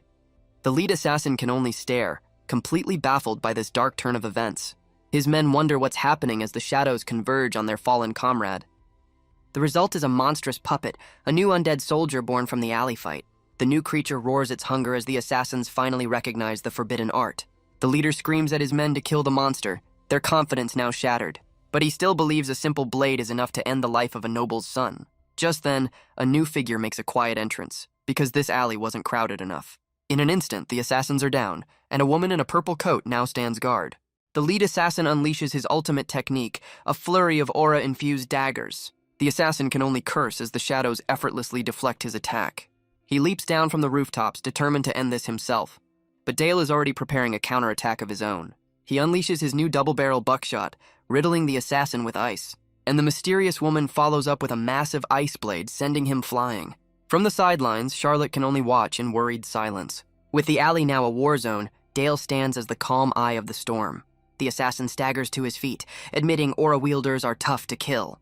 But he's far from finished, his eyes burning with a killer's resolve. He charges with a final desperate roar, met by a storm of endless shadow. Dale's shadow monster makes short work of the remaining thugs, a whirlwind of dark destruction. The creature roars its insatiable hunger as it tears through its helpless victim. With the fight all but over, Dale turns his attention back to his protected charge. He asks if Charlotte is okay, and she gives a shaken but affirmative reply. He helps her to her feet, the alley now littered with the consequences of their ambush. The lead assassin tries to make a run for it, but an ice bullet freezes his escape plan solid. As the shadow monster closes in, the man begs for his life, but Dale simply recalls his puppet. The assassin desperately offers to spill everything he knows to save his own skin. He promises to tell Dale everything, clearly thinking he's found a way out of this. But Dale isn't interested in a debrief, ending the conversation with a single brutal spell. Dale coldly informs the assassin that his intel is of no interest to him. He turns his back on the carnage, leaving Charlotte to follow in his wake. She can only stare at the aftermath, trying to process what she just witnessed. Dale explains this is the feared power of House Saxon, and it will now be her shield. He asks if she's afraid, and she admits that she is, just a little. But her fear is overshadowed by gratitude, knowing he did it all to protect her. She recalls the day she pledged her loyalty, a vow she now fully understands. Charlotte declares that if he is her shield, she will become the sword that fights for him. With renewed purpose, she thanks him and swears to become even stronger. Dale is taken aback, surprised by the fierce determination in her eyes. Dale's eyes are filled with a resolve that goes far beyond his years. We learn that part of his reason for protecting Charlotte stems from the guilt he still carries for killing her father in his past life. He offers his hand, a chance to atone for a sin she'll never know. And so Charlotte's decision to become his sword is accepted with a smile that hides a lifetime of regret. This vow holds a weight that even Dale doesn't fully comprehend yet. Meanwhile, back at his estate, Count Brandenburg is not having a good day. He seethes with rage, his plans completely derailed by a child. And to add insult to injury, he's just received a formal invitation to the Saxon Duchy. The invitation is less of a request and more of a demand for accountability. And not even the great holy swordsman Count Brandenburg can refuse this summons. A few days later, he arrives at the Saxon estate, walking right into the lion's den. The Count's expression is a mask of barely contained fury. Duke Saxon feigns surprise at his guest's prompt arrival, a smug smile on his face. He offers a mock apology for the humble welcome. Standard political theater.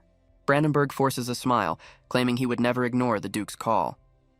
But his inner thoughts reveal his true contempt for the slippery little brats. He gets straight to the point, calling Charlotte's protection a kidnapping in broad daylight. With a forced laugh, he claims to know exactly why he's been summoned here. The Duke feigns innocence, asking how a loyal servant could be involved in such a mess. But his words are punctuated by an eruption of overwhelming dark magic. Brandenburg's knights are caught in the blast, wondering what just hit them. Their bodies begin to disintegrate, consumed by the Duke's forbidden power. Brandenburg can only watch as his elite guard is crushed without a fight. He recognizes the magic, stunned by the sheer force being unleashed. This is the Tempest of Nihil, one of the Duke's most powerful spells. The Holy Swordsman is forced to his knees, a position he is definitely not used to. He questions the Duke's actions, but is met with a cold, simple command to listen. Because the Duke makes it clear there will not be a second warning.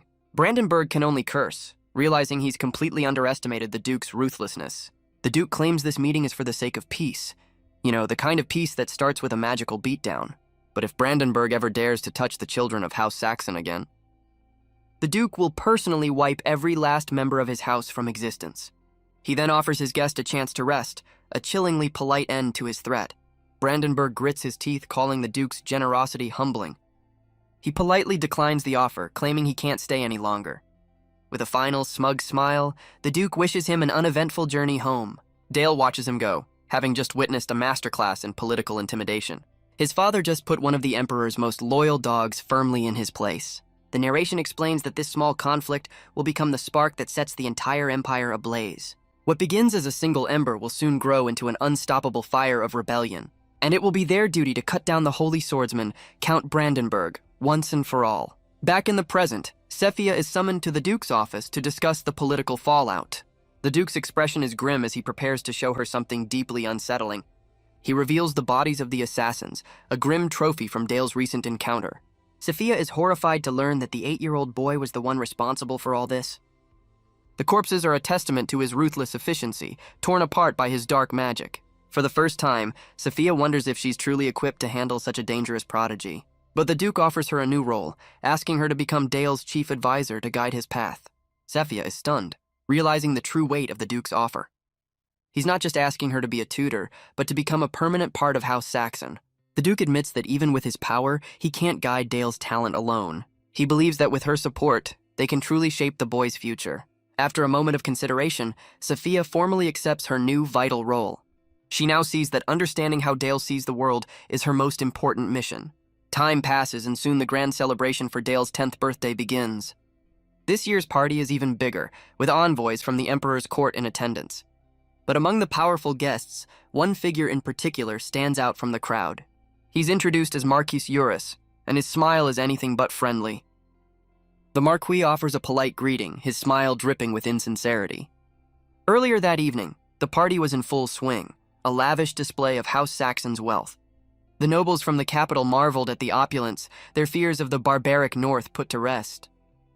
But Dale sees past the facade, his eyes scanning the crowd with a soldier's focus. He quickly identifies the key players, the central nobles of the Emperor's faction. And he knows they aren't here for the cake. Their presence is a thinly veiled warning. A message from the Imperial family, making it clear they won't tolerate any slight against their dog, Brandenburg. And the man chosen to deliver this friendly message is now making his way towards Dale. He approaches the 10-year-old boy, the guest of honor and the center of this political storm. This is Lord Crimson, Marquis Eurus, and he looks absolutely thrilled to finally meet his target. The Marquis is the master of the Red Tower, a man who pursues power through flame and fury. And his mages never hesitate to become the executors of ambition, no matter the cost. Dale knows this all too well, recalling his own past as a subject of their cruel experiments. The Marquis praises the genius prodigy of House Saxon, his words dripping with false admiration. He even brings up the rumor of Dale single-handedly wiping out an orc horde. The one that got a little exaggerated. Dale just offers a polite smile, Playing the part of the perfect young noble, he gives a small bow, ending the tense conversation with practiced grace. But once he's alone, the facade drops, exhausted by the endless political theater. He'd much rather be training with Charlotte, who now officially serves as his mother's maid. But he knows sparring with the Divine Sword's daughter could put her in danger, so he heads off to train alone. But his quiet training is shattered by a sudden, desperate scream. He recognizes the voice, realizing one of the maids is in serious trouble. Without a second thought, he races towards the sound of the disturbance. He finds a young maid on the ground, pleading for her life from her attacker. But her assailant, a portly noble, scoffs at her connection to House Saxon. He pulls a dagger, seeing the birthday party as the perfect cover for his crime. With a blade to her throat, he threatens to end her life if she continues to resist. But as he makes his move, he's completely unaware that he's being watched. Dale's voice cuts through the night, demanding to know what this party crasher is doing. The man's arrogance vanishes, replaced by terror as he faces the young master's cold fury. The noble stammers, shocked to see the young master has found them. But his fear turns to a slimy confidence as he asks the boy a deeply inappropriate question.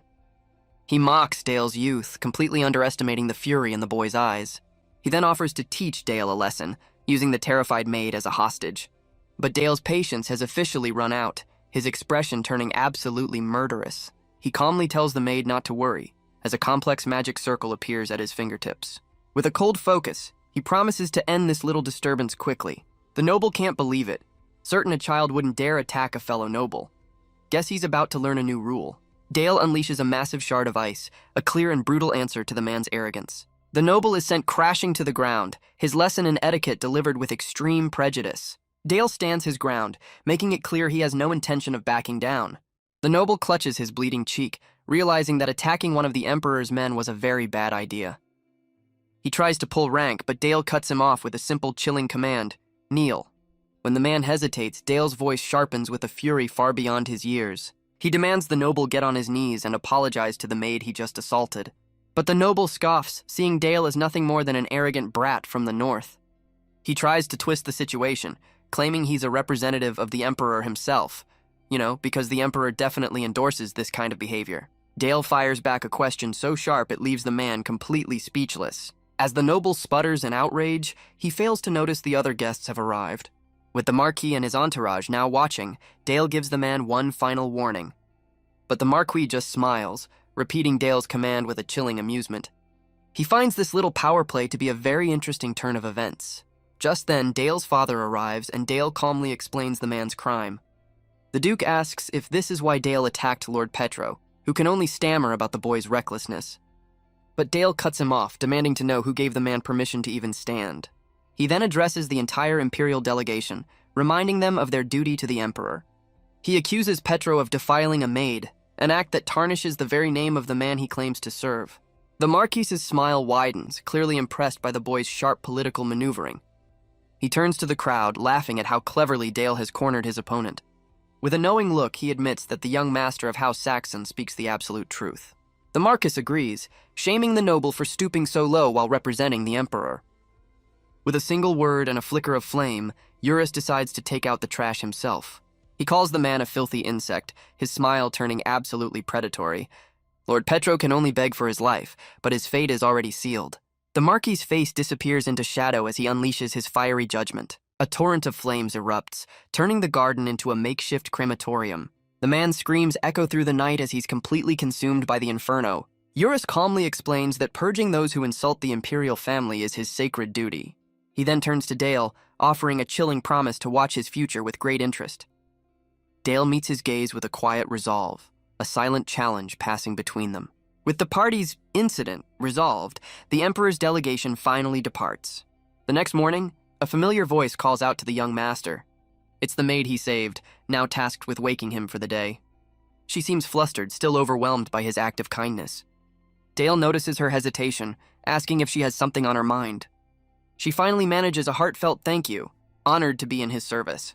Dale reflects on this strange feeling of genuine gratitude from others. He offers a warm smile, thanking the maid Eve in return. He now understands the true weight of his name as the heir to House Saxon. And he'll use that power for one purpose, to bring the entire empire to its knees. Back in the Duke's study, his father praises Dale's cleverness, but his tone is far from celebratory. He notes that his son's behavior has been unusually odd lately.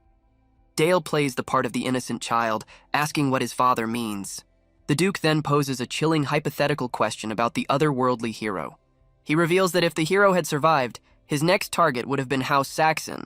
Dale feigns shock, calling the claim blasphemous. The kid's got a future in acting. But his father presses him, demanding to know how he can be so sure. Dale's mind flashes back to the truth he knows from his past life as that very hero.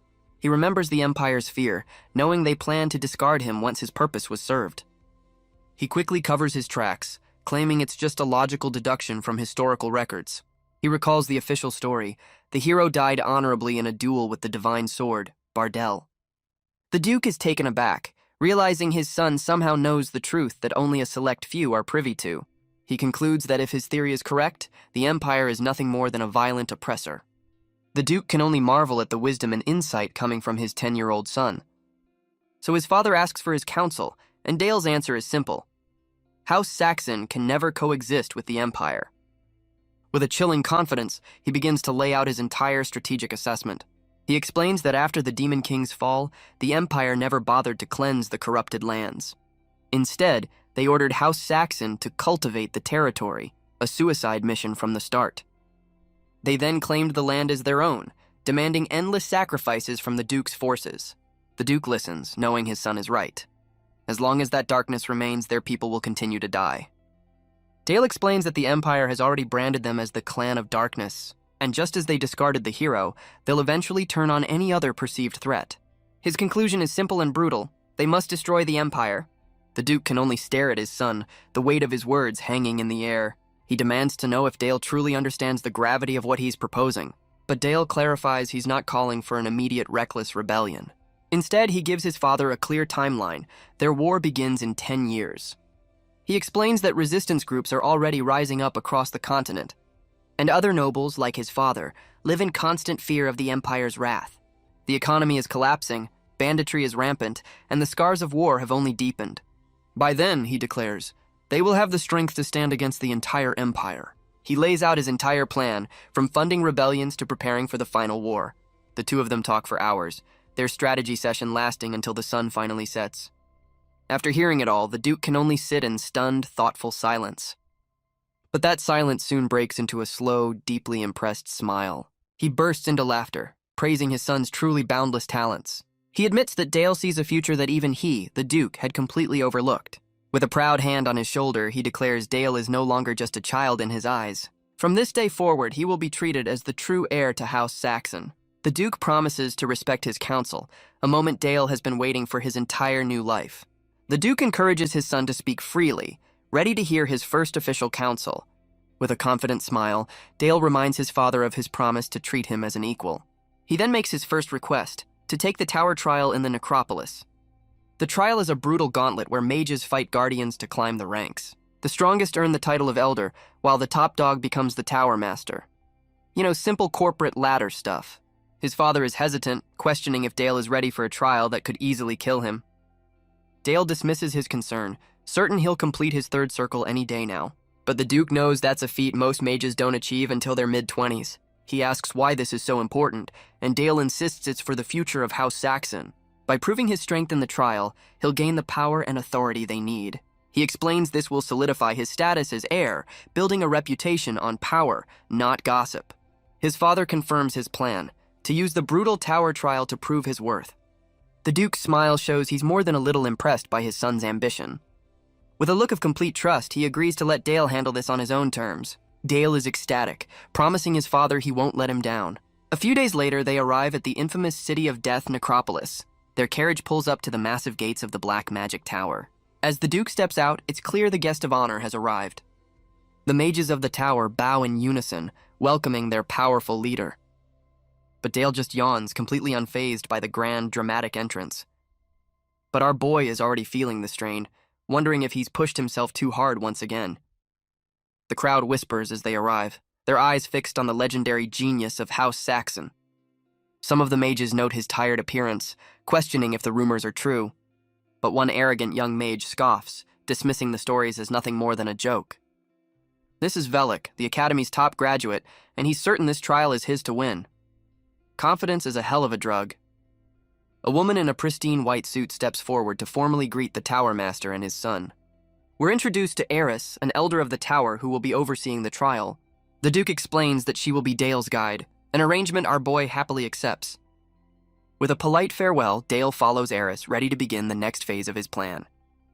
She leads him to a massive door, revealing that 59 other graduates are waiting to compete alongside him. Eris gestures grandly, opening the doors to the trial's first stage. Dale looks out at the massive arena, filled with his fellow competitors. From a balcony above, Eris formally welcomes the gathered mages. She begins to explain the rules for the first trial of the Black Magic Tower. The trial is a battle royale with each mage given a life necklace. A single valid hit will activate the necklace's shield, eliminating the target. The attacker gains a life point, and the first to reach 3 points will advance. And to keep things fair, the use of any artifacts is strictly forbidden. But as Dale scans the competition, his gaze locks onto one particular mage. He's not the only one being sized up. Velik has already branded Dale as a monster to be eliminated. Velik smirks, assuring his ally that in this arena the Duke's son is fair game. Dale's confident smile tells them he's more than ready for the challenge. As the trial begins, the mages immediately animate the corpses littering the arena floor. One of the mages unleashes a torrent of dark energy, ready to raise his army. The magic seeps into the fallen, pulling them to their feet as mindless puppets. Soon the entire arena is swarming with undead soldiers, all hungry for a fight. A massive undead brute charges Dale, its sword held high for a killing blow. But the blade crashes down on an empty spot. Dale has already moved. The creature's face contorts as a strange blue energy spreads across its body. Dale stands calmly behind the frozen corpse, leaving his rivals completely stunned. He doesn't just raise the dead, he freezes his opponent's puppets solid. The other mages can only stare, recognizing the forbidden water magic. The realization dawns on them. The Duke's son is a rare dual-element mage. With a single gesture, Dale shatters the frozen monster into 1,000 pieces. One of the mages is furious, demanding to know why Dale touched his undead. He sends his own monster forward, intending to put the boy in his place. But Dale calmly explains that he's already protected his own undead with ice armor. The attack shatters harmlessly against the frozen shell, a perfect defense. Velik finally steps forward, accusing Dale of breaking the trial's sacred rules. He insists only necromancy is allowed, but Dale's smile suggests he's read the fine print. Dale calmly points out there's no rule against using other magic to buff his undead. And since the trial hasn't been stopped, he smugly concludes he's correct. Furious, Velik orders his allies to ignore the puppets and attack Dale directly. Their plan is simple: overwhelm the 10-year-old with sheer numbers. Dale then recalls another crucial rule. The use of artifacts is also forbidden. With his powerful shadow cloak out of commission, he's left with fewer options. So he decides there's only one way to handle this, up close and personal. He dodges through the undead horde with the skill of a seasoned warrior. He faces off against an undead soldier, ready for a close-quarters fight. The creature swings its bone blade, but Dale easily ducks under the attack. With a confident grin, he catches the blade and prepares a counter of his own. He drives a fist of pure dark energy straight through the monster's chest. Now armed with the creature's own weapon, he prepares for the next assault. With a single, fluid motion, he cuts down another undead soldier in his path. Velik can only stare in disbelief, realizing that's no ordinary bone sword. Dale explains he reforged the bones with his magic because of course he did. He then faces off against a much larger undead, completely unfazed. His reinforced blade easily blocks the creature's powerful downward strike. With incredible agility, he uses the monster's head as a springboard, and brings his sword down with a furious roar, ready to end the fight. With a flurry of precise strikes, he carves a path through the undead horde. Velik can only watch in horror, his mind unable to process how a mage can fight like this. Dale then turns his blade on the mages themselves, cutting them down with terrifying ease. Soon the arena is littered with fallen competitors, leaving Velik completely defenseless. The arrogant mage begs for his life, but Dale just smiles, reminding him it's only a game. Velik's life necklace activates, a glowing beacon of his utter defeat. With one final decisive swing, Dale brings the match to a close. Velik can only call him a monster as he's officially eliminated from the trial. With the battle over, the final results are announced to the stunned crowd. Dale is declared the sole victor, having defeated all 59 of his rivals without breaking a sweat. With his victory absolute, Dale declares this is just the first step on his path. For the second trial, he must face the tower's guardian, a massive flesh golem. Normally, the surviving mages would team up to take down such a beast. But Dale, ever the overachiever, has already eliminated all of his potential allies. Whoops. The rules have changed. Unlike the first round, all forms of magic are now permitted. The no artifacts rule still applies, but Dale's confident smile says he won't need them. He sees this as the perfect opportunity to test the limits of his new third circle. The golem unleashes its first attack, a ground-shattering punch. The creature's eyes glow with malevolent energy, ready to crush the small boy. It gathers a volatile sphere of dark magic, preparing to end this fight quickly. But Dale simply stands his ground, a calm smile on his face as he prepares his own counter. He unleashes a new spell, a concentrated blast of pure, accelerated decay. From the stands, Eris notes that the young master's magic is unlike anything she's ever seen. Instead of destroying the golem, his spell causes its very flesh to rot and crumble away. Dale recalls his past life, where he used a similar tactic known as biochemical warfare. He's a little grossed out by the smell, proving even prodigies hate the stench of rotting flesh. Eris realizes his genius as the narration confirms he's shattered every record in the tower's history. Meanwhile, the other mages who were eliminated are seen regrouping. They've been granted a rare retrial to recover from their absolute humiliation. That night, Dale stands alone, reflecting on his overwhelming victory. His quiet reflection is interrupted by a familiar voice calling his name. It's Sophia, who congratulates him on his splendid performance in the trial. Dale humbly credits his success to her, making his master beam with pride. But with the trial now behind them, he has a very important question for her. He asks her on a date, a request that leaves the elf completely short-circuited. He excitedly explains there's a festival in the city they should go to together. She reluctantly agrees, much to Dale's absolute delight. Sophia tries to rationalize the situation, admitting he's not technically wrong. She concludes he's just a child who doesn't understand the real meaning of a date. But the narrator knows better, questioning if this is what they call being dark on the inside. The Necropolis City Festival is in full swing, a lively celebration in the City of Death. As they walk under the fireworks, Sophia worries he's tired, but Dale brushes it off. He assures her he has plenty of time to rest before the next trial begins. The two walk through the quiet streets, a master and her prodigy enjoying a rare moment of peace. Dale breaks the silence, commenting on the beauty of the full moon. Sophia agrees, a gentle smile on her face as she looks up at the night sky. But Dale realizes their easy conversation has become a little strained. Still, he finds the silence comfortable, a familiar feeling he's always had with her. He believes it's because she's the one person who has always trusted him without question. And he admits to himself that he wants to close the distance between them. He recalls the day he finally achieved his third mana circle. It was then he understood Sophia's lesson about facing his inner world.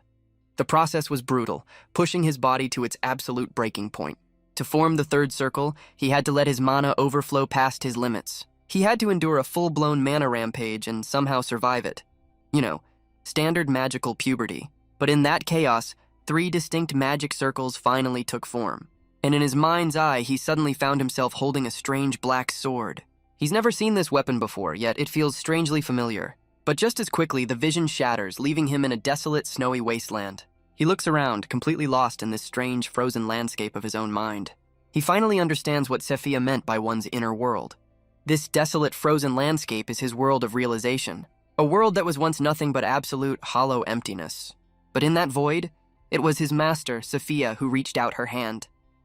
She's the one who brought light into his dark, empty world.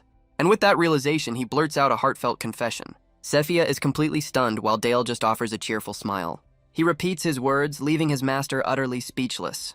Guess the kid's not subtle, but her shock quickly melts away, replaced by a warm, understanding smile. She pulls him into a hug, accepting the feelings of her earnest student.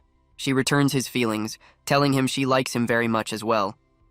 Dale thanks his master, realizing this second chance at life definitely has its upsides. A few days later, the tower trial continues under the bright Necropolis sun. But Dale is already distracted, lamenting his lack of romantic progress with Sophia. He figures she just wrote it off as a kid's crush, deciding to focus on the trial for now. The format for the 11th tier is a simple one-on-one magic duel to the finish. His opponent is Albert Rosenheim, a third circle master who seems a little too happy to be here. Albert promises not to go easy on him, but Dale's confident smile says he wouldn't have it any other way. This time, all artifacts are allowed and the life necklaces are off. This is a real fight. With the restrictions lifted, Dale is ready to unleash his full power and end this quickly. But before the official start can even be announced, Albert decides to jump the gun. He unleashes a massive blast of dark magic, telling the boy to stay sharp. With a smug grin, he declares that Dale's winning streak ends right here. He summons a massive volley of dark arrows, filling the entire arena with lethal projectiles. But Dale just pulls his cloak tighter, ready to see what this master can really do. Albert is absolutely certain that this is one fight the young prodigy can't win. The dark energy rains down, but Dale weaves through the chaos with impossible speed. He emerges from the explosive barrage without a single scratch on him.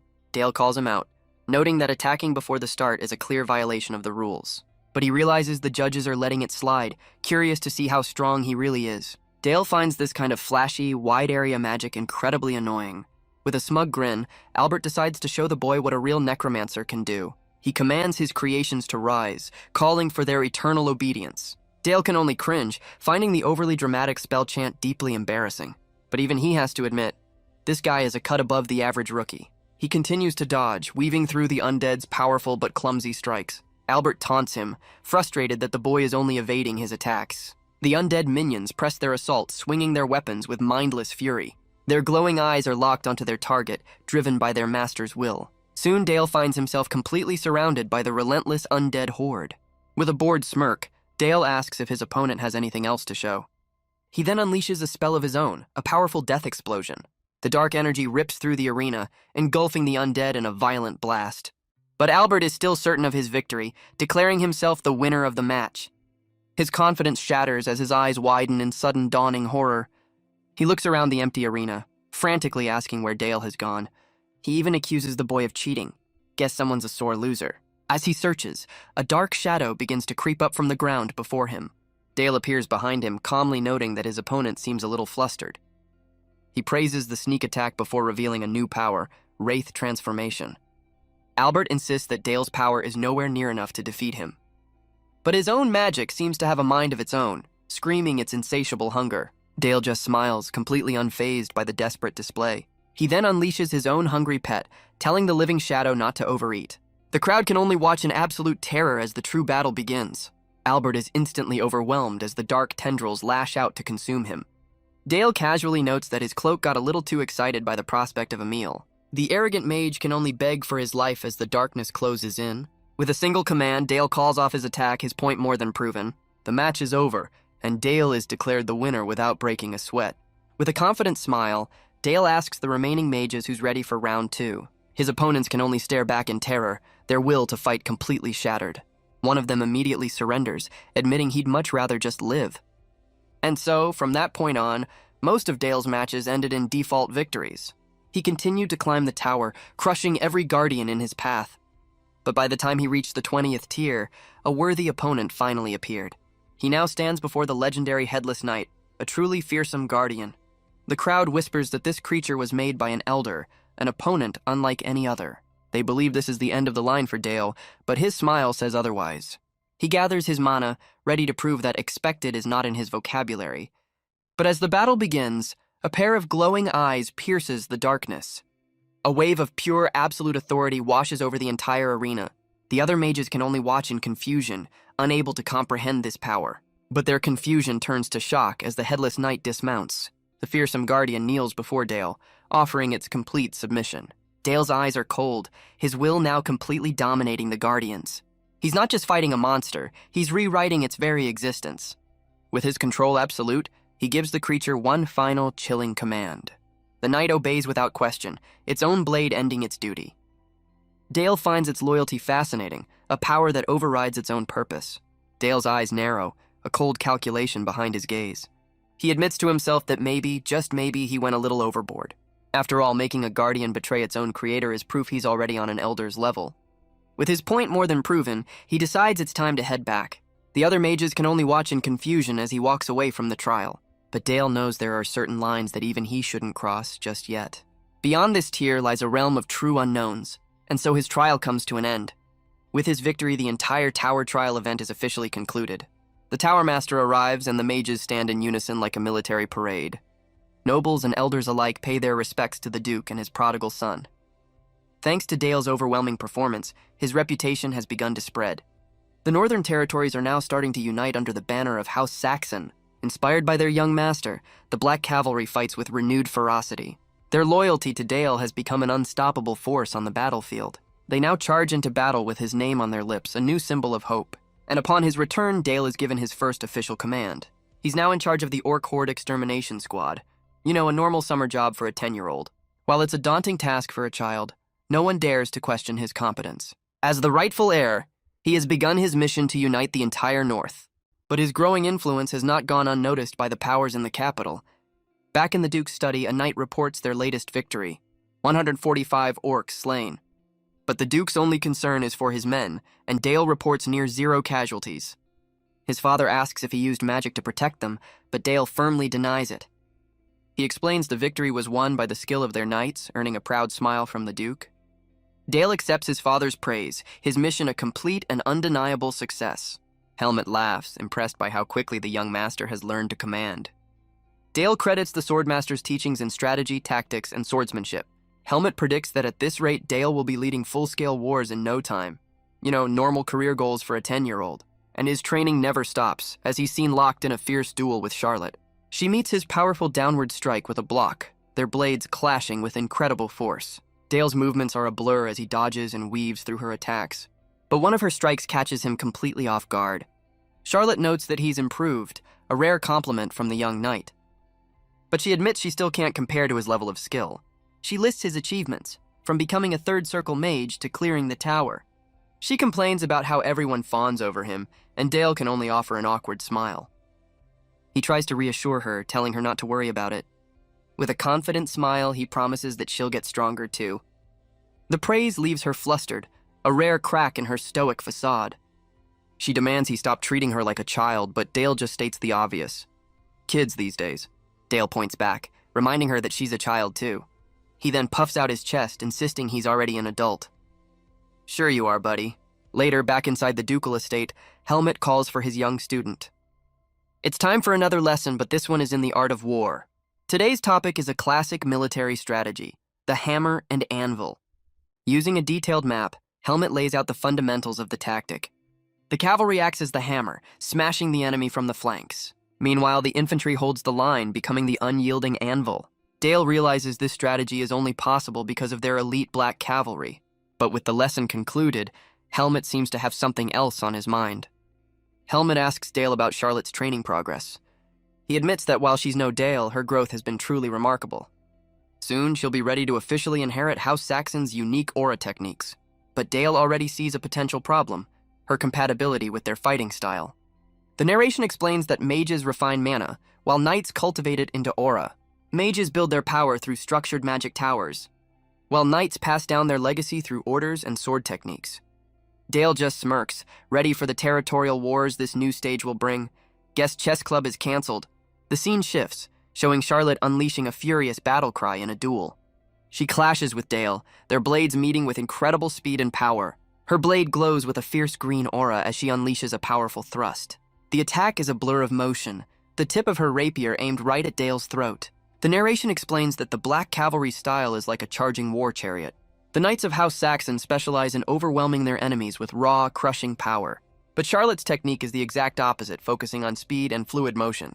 While her talent is undeniable, perhaps even enough to join the 7 Swordmasters, Dale knows that with her current style, she'll never become the first sword. That title belongs to the one who stands at the very pinnacle of swordsmanship, a position once held by the legendary hero she looks up to, her own father. A vision of the divine sword, Bardell Orheart, appears, the very legacy she's fighting to protect. Dale identifies the lost art as the legendary Sword of Blossom. Helmet laments that the powerful sword style is now lost to time. It vanished completely with the fall of the Teutonia kingdom. But Dale wonders if such a powerful art could truly be gone forever. In the following days, Dale's training only intensified, his reputation growing with every battle. But his progress is interrupted by some very unwelcome news for the Duke. A messenger reports that a neighboring baron has declared a territorial war over a copper mine. Dale knows this is absurd. A minor noble would never dare challenge a duke. Unless, of course, that minor noble had some very powerful friends. The messenger confirms their suspicions. Count Brandenburg is backing the baron's claim. Brandenburg is lending his personal knight order in exchange for a share of the mine's profits. Dale grits his teeth, realizing exactly what kind of game the count is playing. He knows Brandenburg hasn't forgotten his humiliation, and Dale is more than happy to answer in kind.